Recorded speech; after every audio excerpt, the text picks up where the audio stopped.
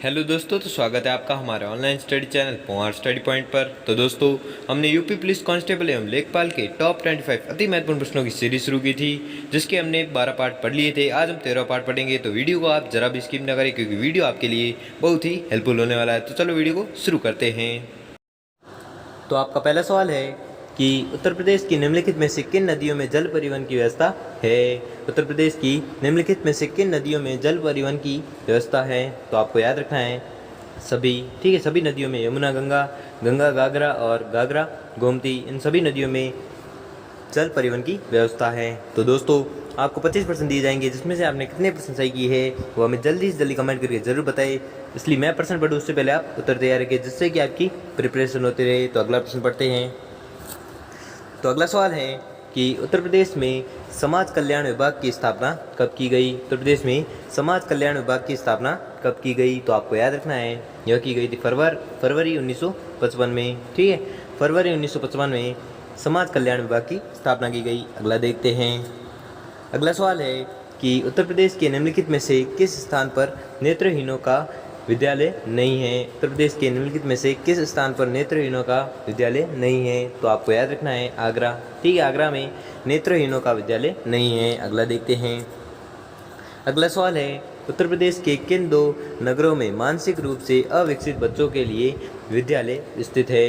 उत्तर प्रदेश के किन दो नगरों में मानसिक रूप से अविकसित बच्चों के लिए विद्यालय स्थित है। तो आपको याद रखना है वो है लखनऊ और इलाहाबाद, ठीक है। लखनऊ और इलाहाबाद ऐसे दो नगर है जहाँ पर अविकसित बच्चों के लिए विद्यालय स्थापित है। अगला देखते हैं।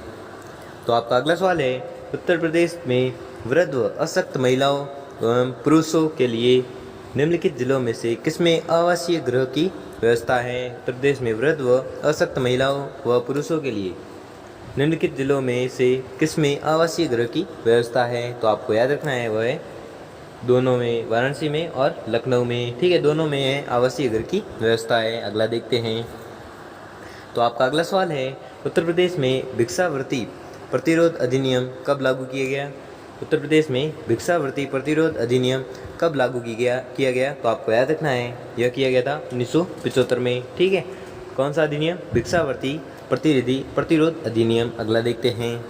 तो आपका अगला सवाल है उत्तर प्रदेश में भूतपूर्व सैनिक कल्याण निगम की स्थापना कब की गई। तो आपको याद रखना है यह की गई थी 15 अगस्त 1992 में, ठीक है। 15 अगस्त 1992 में उत्तर प्रदेश में भूतपूर्व सैनिक कल्याण निगम की स्थापना की गई। कब? 15 अगस्त 1992 में। अगला देखते हैं।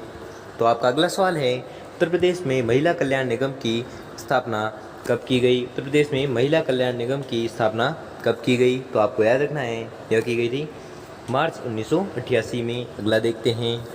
तो आपका अगला सवाल है कि उत्तर प्रदेश में विधवा से विवाह करने पर दंपति को पुरस्कार देने की योजना कब से चलाई गई। उत्तर प्रदेश में विधवा से विवाह करने पर दंपति को पुरस्कार देने की योजना कब से चलाई गई। तो आपको याद रखना है यह चलाई गई थी 1991 से 1992 में, ठीक है। 1991 से 92 में चलाई गई थी दंपति को पुरस्कार देने की योजना। अगला देखते हैं। तो आपका अगला सवाल है कि उत्तर प्रदेश में दहेज प्रथा से पीड़ित महिलाओं को आर्थिक सहायता देने हेतु योजना का आरंभ कब किया गया।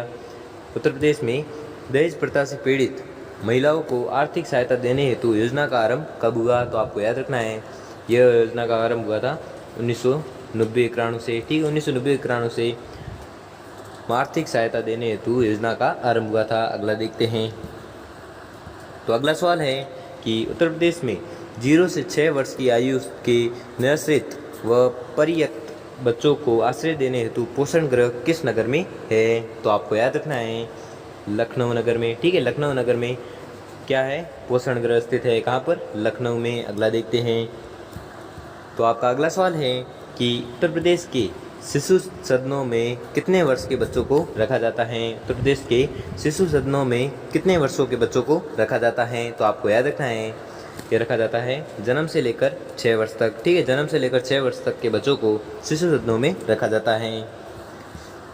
तो आपका अगला सवाल है कि उत्तर प्रदेश के निम्नलिखित नगरों में से कहाँ पर शिशु सदन नहीं है। उत्तर प्रदेश के निम्नलिखित नगरों में से कहाँ पर शिशु सदन नहीं है। तो आपको याद रखना है मुजफ्फरनगर में, ठीक है। मुजफ्फरनगर में शिशु सदन नहीं है। अगला देखते हैं। तो आपका अगला सवाल है कि रिवॉल्विंग फंड फाउंडेशन की व्यवस्था किस प्रकार की महिलाओं के लिए की गई है? तो आपको याद रखना है वो की गई है तलाकशुदा मुस्लिम महिलाओं के लिए। ठीक है, तलाकशुदा मुस्लिम महिलाओं के लिए रिवॉल्विंग फंड फाउंडेशन की स्थापना की गई है। किनके लिए? तलाकशुदा मुस्लिम महिलाओं के लिए। अगला देखते हैं। तो आपका अगला सवाल है कि उत्तर प्रदेश ही नहीं बल्कि संपूर्ण देश में 14 नवंबर किस रूप में मनाया जाता है? उत्तर प्रदेश में नहीं बल्कि संपूर्ण देश में 14 नवंबर किस रूप में मनाया जाता है? तो आपको याद रखना है 14 नवंबर मनाया जाता है बाल दिवस के रूप में। ठीक है, बाल दिवस के रूप में मनाया जाता है क्या? 14 नवंबर। अगला देखते हैं। तो आपका अगला सवाल है उत्तर प्रदेश में पूरक रोजगार के रूप में कौन सी योजना चलाई जा रही है? उत्तर प्रदेश में पूरक रोजगार के रूप में कौन सी योजना चलाई जा रही है? तो आपको याद रखना है राष्ट्रीय ग्राम रोजगार योजना। राष्ट्रीय ग्राम रोजगार योजना है जो पूरक रोजगार के रूप में चलाई जा रही है। अगला देखते हैं। अगला सवाल है कि उत्तर प्रदेश के औद्योगिकरण व रोजगार कार्यक्रमों के विकास हेतु किस पंचवर्षीय योजना में प्रयास किए गए? उत्तर प्रदेश के औद्योगिक व रोजगार कार्यक्रमों के विकास हेतु किस पंचवर्षीय योजना में प्रयास किए गए? तो आपको याद रखना है यह की गई दूसरी पंचवर्षीय योजना में। ठीक है, अगला देखते हैं। तो अगला सवाल है कि उत्तर प्रदेश की सेवा योजना कार्यालय बेरोजगारों को रोजगार दिलाने के अतिरिक्त निम्नलिखित में कौन से कार्य करते हैं? तो आपको याद रखना है क्रियान्वयन, सॉरी ये नहीं है, इसका उत्तर है उपयुक्त सभी। ठीक है, इसका उत्तर उपयुक्त सभी। क्या है प्रश्न? उत्तर प्रदेश की सेवा योजना कार्यालय बेरोजगार को रोजगार दिलाने के अतिरिक्त निम्नलिखित में से कौन से कार्य किए गए? तो निम्नलिखित में से ये सभी कार्य किए गए। क्या गया है? विकास लघु उद्योग धंधों की स्थापना, ग्रामीण स्वास्थ्य सेवाएं दी जाएंगी और क्रियान्वयन कृषि सेवाओं का। ठीक है, ये सभी कार्य किए गए हैं। ठीक है, अगला देखते हैं। तो आपका अगला सवाल है कि उत्तर प्रदेश की विशेष केंद्रीय योजना अन्य किस नाम से जानी जाती है? उत्तर प्रदेश की विशेष केंद्रीय योजना अन्य किस नाम से जानी जाती है? तो आपको याद रखना है वह जानी जाती है जवाहर रोजगार योजना की अम्ब्रेला योजना। ठीक है, जवाहर रोजगार योजना की अम्ब्रेला योजना के नाम से जानी जाती हैं। अगला देखते हैं। तो अगला सवाल है कि उत्तर प्रदेश में समाजवादी पेंशन योजना का प्रारंभ कब हुआ? उत्तर प्रदेश में समाजवादी पेंशन योजना का प्रारंभ कब हुआ? तो आपको याद रखना है इसका प्रारंभ हुआ था 2014-15 में। ठीक है, 2014-15 में उत्तर प्रदेश में समाजवादी पेंशन योजना का प्रारंभ हुआ था। अगला देखते हैं। तो आपका अगला सवाल है उत्तर प्रदेश का भौगोलिक क्षेत्रफल कितना है? उत्तर प्रदेश का भौगोलिक क्षेत्रफल कितना है? तो आपको याद रखना है इसका क्षेत्रफल है 2,40,928 वर्ग किलोमीटर। ठीक है, 2,40,928 वर्ग किलोमीटर किसका क्षेत्रफल है? तो आपको याद रखना है उत्तर प्रदेश का। अगला देखते हैं।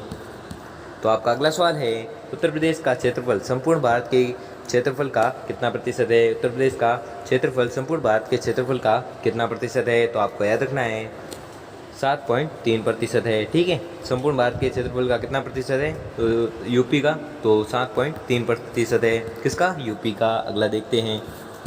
तो आपका अगला सवाल है मध्यकालीन मुगल तथा इस्लामिक इतिहास का एशिया का सबसे बड़ा संग्रह कहाँ है? मध्यकालीन मुगल तथा इस्लामिक इतिहास का एशिया का सबसे बड़ा संग्रह कहाँ है? तो आपको याद रखना है यह है मौलाना आज़ाद लाइब्रेरी अलीगढ़ विश्वविद्यालय। मौलाना आज़ाद लाइब्रेरी अलीगढ़ विश्वविद्यालय में मध्यकालीन मुगल तथा इस्लामिक इतिहास का एशिया का सबसे बड़ा संग्रह है। कहाँ पर है? मौलाना आज़ाद लाइब्रेरी अलीगढ़ विश्वविद्यालय। अगला देखते हैं।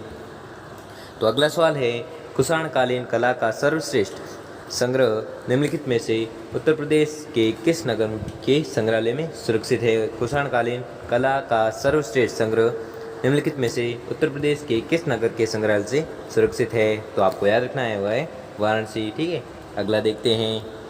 तो आपका अगला सवाल है कि गोरखपुर में स्थित राहुल संस्कृत्यायन संस्थान में किन दुर्लभ वस्तुओं का संग्रह है? गोरखपुर में स्थित राहुल संस्कृत्यायन संस्थान में किन दुर्लभ वस्तुओं का संग्रह है? तो आपको याद रखना है मुहरे, मुद्रा पात्र एवं सिक्के। ठीक है, मुहरे, मुद्रा पात्र एवं सिक्के स्थित है कहाँ पर? गोरखपुर में राहुल संस्कृत्यायन संस्थान। ठीक है, तो दोस्तों आपको 25% दिए गए, जिसमें से आपने कितने प्रश्न सही किए वो हमें जल्दी से जल्दी कमेंट करके ज़रूर बताएं। और अगर आपको वीडियो अच्छा लगा है, आपके लिए थोड़ा सा भी हेल्पफुल साबित हुआ हो तो वीडियो को लाइक और चैनल को सब्सक्राइब करें। धन्यवाद।